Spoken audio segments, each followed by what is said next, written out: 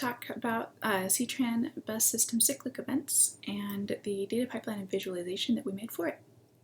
So I am Genevieve Lalonde, and I did this work as part of the pilot course, Data Engineering, which was offered winter term 2021 at the Massey College of Engineering and Computer Science at Portland State University.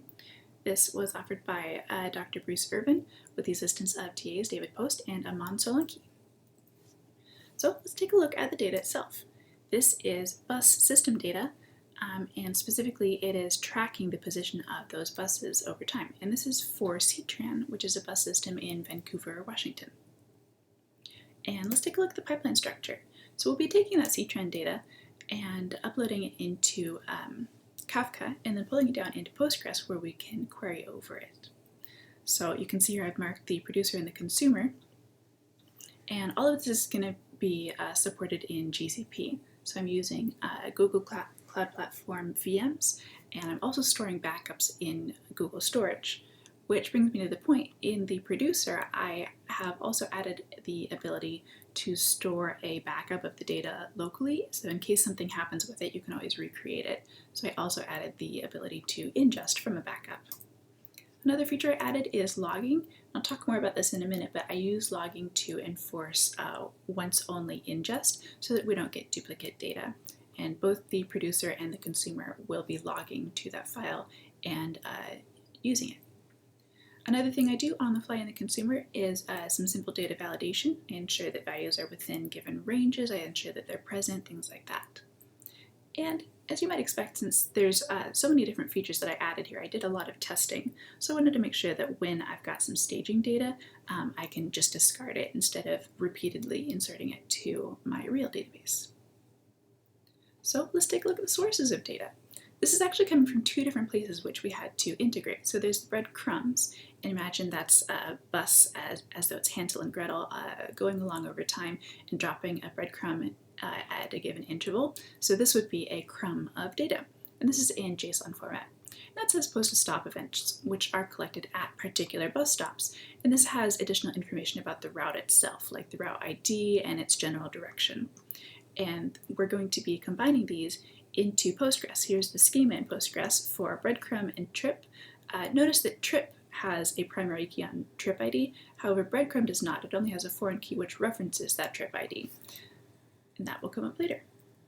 So let's take a look at the Python libraries that I used. In particular, I used Beautiful Soup for HTML parsing, as well as PsychoPG for interacting with the Postgres database. And how are we storing the data? So I'm actually doing all of this, most of it with cron. So cron is going to be triggering my producer and my consumer. But like I said, this brings up a complication about ingesting multiple times to breadcrumb. So the way that I ensure I don't do that is that every time that the producer runs, it is going to log. And in that log, it says when it starts and when it stops and a little bit more information. And if I have that line from a previous run at the producer that says that it completed the full data set, then the producer will not run again. Additionally, the consumer will only consume the data if the full data set was produced. And what this allows is that if the full data set was not produced, the consumer ignores it and it expires in Kafka because I set it to expire after 1 hour. Then 2 hours later, I'll run the producer and the consumer again automatically with cron, and they get another try. And I did it this way because I didn't want to manage state with like a service or anything like that. So how much data did we get? You can see that for the breadcrumbs, each of the files was about 100 megs per day, and in total it was 6 gigs. The stop events were much negligible, and we had a lot fewer of them because we worked on them later in the course. We added them later.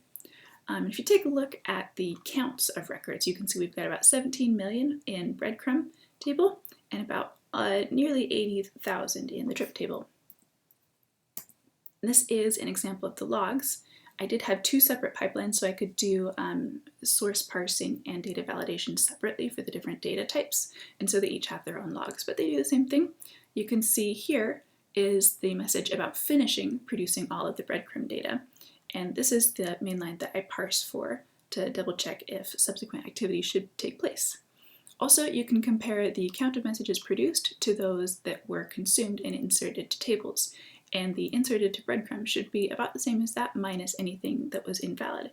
And here up above, I included one example of invalid data. I've redacted the rest. This one here, it tells us that it had a bad value of longitude.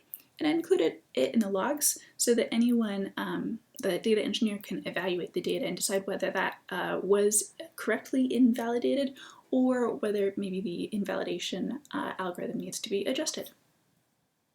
So let's dig into the visualizations. So I used a tool called Mapbox to do these, just on a simple server on my local host. But you'll see that each of these is individual data points along a path, and they're able to be grouped together on the trip ID.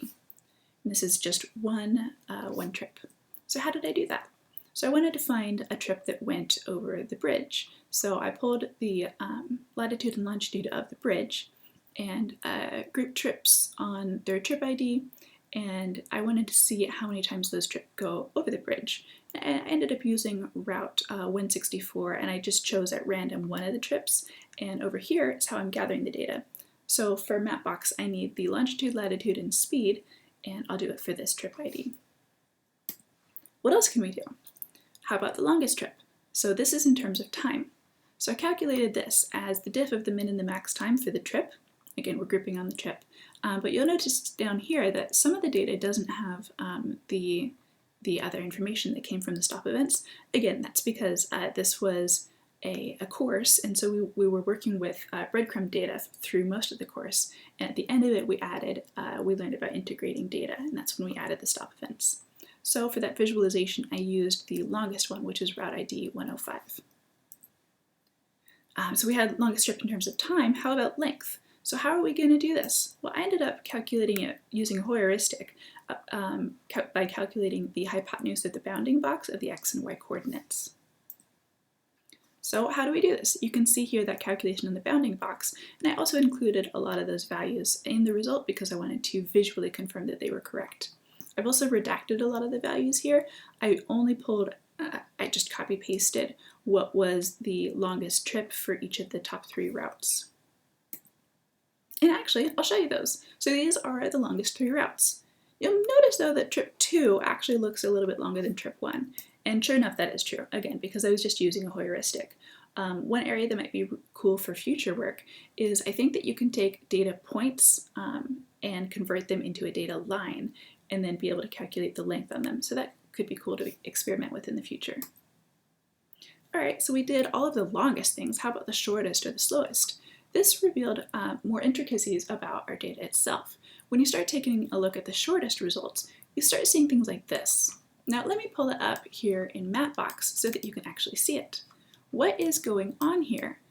Let's take a look at those points. Let's zoom in a little bit closer. And you can see that these aren't actually continuous points along a route. These are maybe pieces of routes that did not get fully recorded. And in fact, if you take a look at downtown Vancouver here, you can see that maybe these are representative of something else that's going on also. I'm thinking that this might be representative of things like driver brakes at the end of a route, where maybe the bus gets shut off and that resets it. So when trying to calculate things like the shortest and the slowest, consider about whether some of those might be actually invalid data.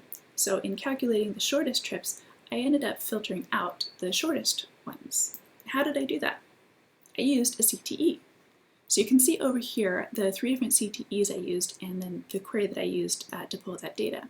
So I find the max length of the trip per each route, and then I found the average length, and down here I'm iterating over all of the breadcrumb data. And here I'm going to combine it all together. So I join everything and I say, okay, go ahead and show me the trip and the speed and the length of it, as long as the length of this trip is within the max and the average for the route. So in that way I filter out the shortest ones. And down here I went and I pulled the 50 longest ones. And this is an example of the data. One interesting thing to note is that a lot of these are on the same routes. And sure enough, when you pull that up, you can see that they're in very specific areas. So what could we do in the future in these areas? Well, I really enjoyed a lot of the tooling and expanding of the behavior, so I'd probably do more in that area, play with argparse a bit more. Also, I would add more validations, some things that are more complex, maybe some after data validations. I could take those shortest routes and filter them out or drop them. Also, once you've detected invalid data, you can automatically fix it. For example, all of the routes in a given trip should have the same route ID. So you could fix that if one of them is divergent. All right, well, this about sums us up here, but I wanted to give a big thanks to C-Tran for sharing their data, as well as to Dr. Bruce Urban for putting on the class with the assistance of David Post and Aman Solanki.